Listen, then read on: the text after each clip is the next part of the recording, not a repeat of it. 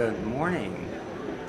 I'm Gil Rosenthal. I am an architect, a planner, and urban designer from Philadelphia, and have spent the last 25 or 30 years redeveloping inner city neighborhoods in a sustainable way.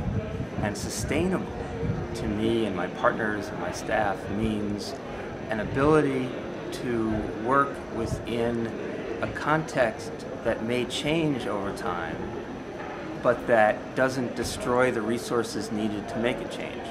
It allows us to find within the city the economics or the transportation or even the materials for construction that allow us to build in a way that doesn't use unreplenishable resources.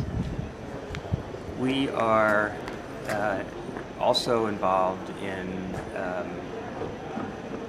the same approach for non-urban buildings, but it's much harder to do that kind of work outside of a city. A city has transportation, a city has access, a city has a defined density, and as a result, with more people closer together, there's less need for transit, there's less need for automobile travel, there's less need for consumption of fuels, and typically when housing, for example, is denser, we don't have four exposed sides like a single-family house might, so an apartment almost by definition will be more sustainable than a single-family home.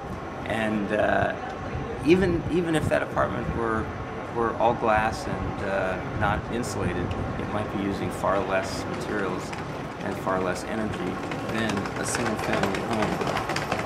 But there are actually, in some cities, in some parts of the world, public policies that make this hard to do. Citizens should be looking at the zoning and the regulations in their cities to see whether or not it's possible that the city is keeping sustainability from happening by forcing buildings further apart or by forcing people to locate at some distance.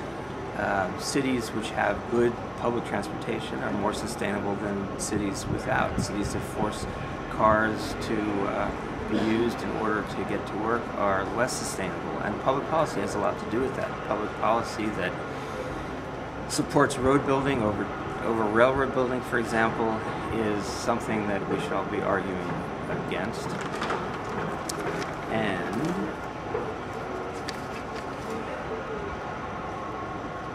if I had one primary message to give, it's the message that I give my children. I've been giving it to them since they were born. Your job is to leave the world a little better than when you found it.